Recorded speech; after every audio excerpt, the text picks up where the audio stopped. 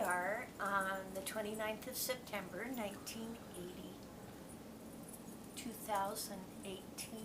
Golly, where did that come from? I don't know where that came from. I was just writing in their journal and I think I got the dates mixed up. But we're in the kitchen, place where everybody meets. And this house is part of Kidville. And Kidville was an old gold mining settlement. And outside you'll see still is the assayer's office, a barn, horse barn, a tack shed, and there's other old buildings. So this building dates back to the 1800s, and the house now that we stayed in was a boarding house for Kidville. And this is the side of the original kitchen, and here's one of the stoves that came later. The people that own this, the lady is named Kay, and her parents came probably in the 1930s, around Depression time, and refurbished this old boarding house, made it their home. So this was probably their original stove. And Kay's mother was only about 5 foot tall, blonde hair, beautiful, and very, very capable. She ended up living till 2007. She was 93 and still quite capable until her last days. So Kay's mother actually took a chainsaw and got into boxes in the old mining settlement. There's even a dynamite box in here. It might be up here. But she made all the cupboards with a chainsaw and building them herself, and painted them, kind of stacked the boxes to make her cupboards. And all the remodeling they've done since that lady's time, they've done around her original work. She actually painted sometime in Depression times long past these chickens. All you see are the chickens all along the kitchen cupboard. And they have a really good spring here. I like the taste of the water. And we see lots of wildlife, white-tailed deer, chipmunks. What else was I going to say? Oh, they bought this place for $600. And they bought it sight unseen. They saved every penny they had, and even though it was Depression times, they were able to save $900. So they had, her dad, Frank, had visited this area, the Black Hills of South Dakota, sometime when he was very young, and he loved it. So it was his goal to save his money and make it back here.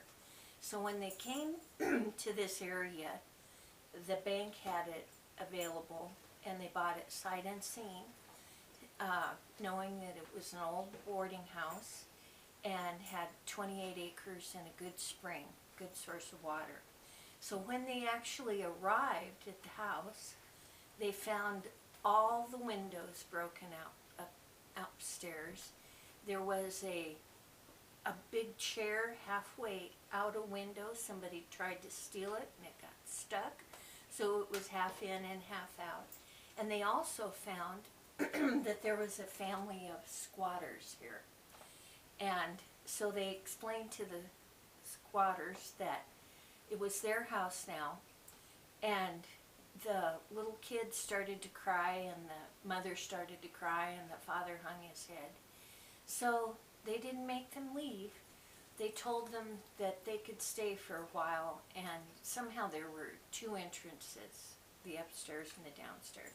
So they just let them stay for a while and got busy refurbishing this bottom part.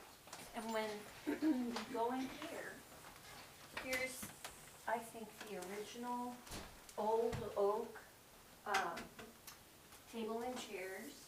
And they've since put in a washer and a dryer over here.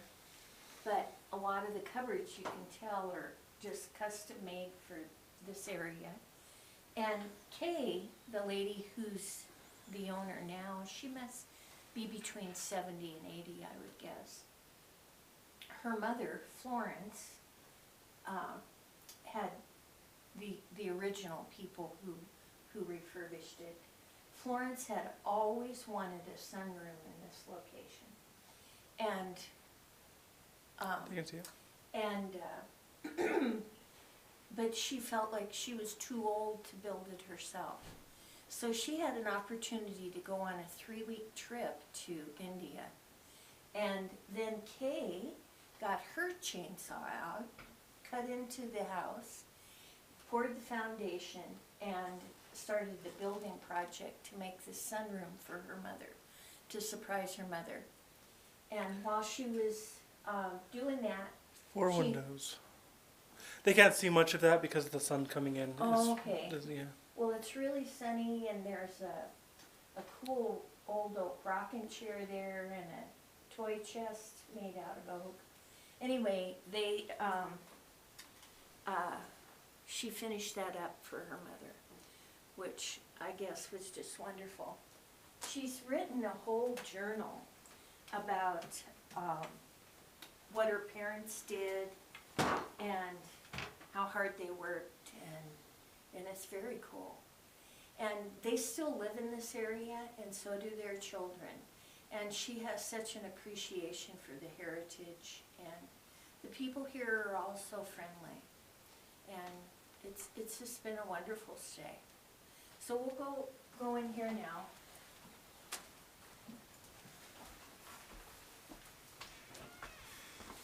I don't know how to turn the light on. Do I need the lights on? No, in here? no, the lights. This camera doesn't work too good with lights, to be honest. So this is the living room. And originally, the stairs were right in front of that door. And they went directly upstairs. And when they moved the stairs, they put in a bathroom upstairs where the staircase used to be.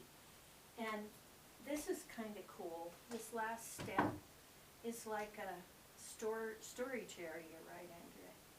So Kay's mother actually built the bathroom upstairs for herself.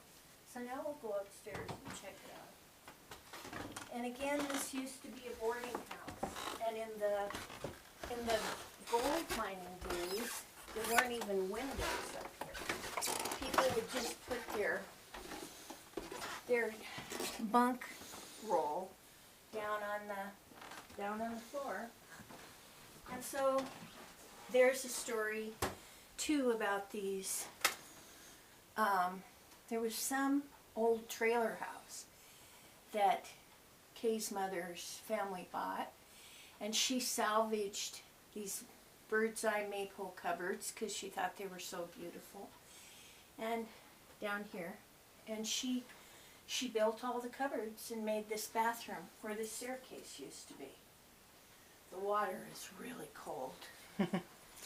Takes a long time to heat up. One thing that's not in any way involved in the house, I just wanted to mention. Do you recognize that kind of clock? Oh yeah, we used to have a bird clock like that. Yeah, almost exact. I think it was It showed exactly all the the same one. birds. Yeah. And there's all kind of little bird houses Yeah, up up here. here. And there's a really cool birdhouse out back. So there's 3 bedrooms up here. This dresser's kind of cool.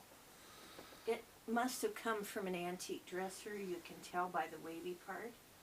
And again, Kay's mother must have built it right into the wall, which is a cool idea. And I think they have a storage area back there behind. So we woke up day before last, and it was the first snow of the season. And Got some of that on camera. yeah, they're pretty nice. All these little rooms have space heaters to help keep them warm. Thankfully.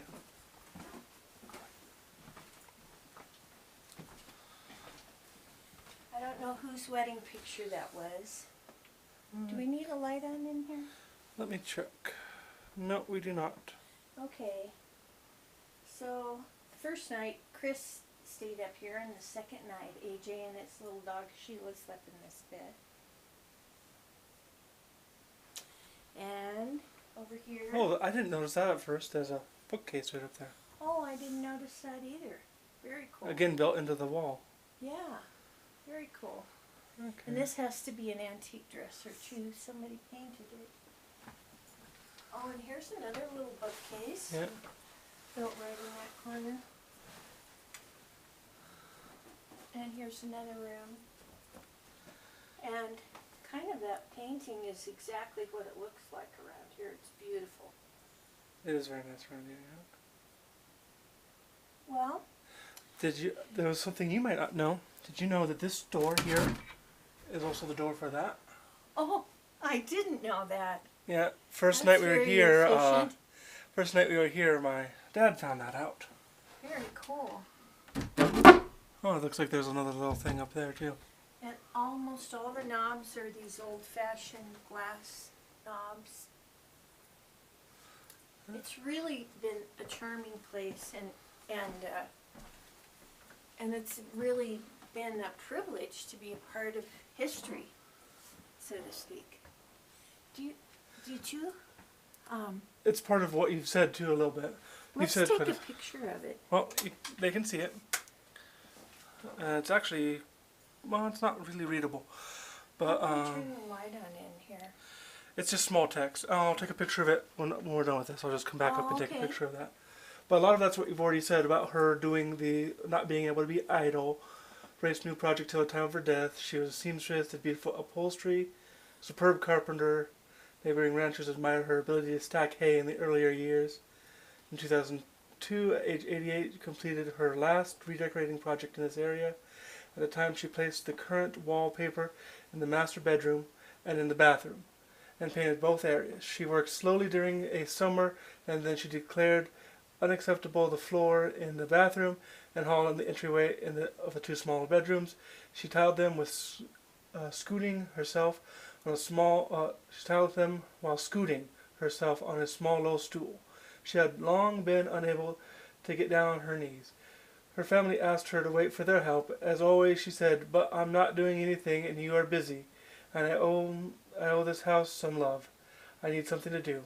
Her vision / arthritis pain caused her to cease oil painting at approximately this time. Oh, so some of these pictures maybe she painted Yeah, herself. some of her many paintings adorn the walls. Cool. She remained sweet and accepting and stubbornly independent to her last day. Florence Zimbelman. Yeah, and she lived here from 1933 until 2007. Wow. So they did come in 1933. Very cool. Yeah. You find all these little things like this all over the house. It's just really kind of special. Kay, the now older owner of the place, she and her brother were born here in the house.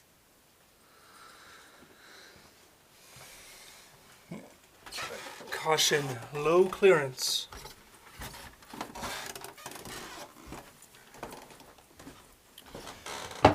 Okay. Let's see if we can see this. This is one thing that, yeah, you can't see that too well. So I'm going to get a little different angle. There we go. Yes, we're getting a close-up of this guy because my parents found it so interesting.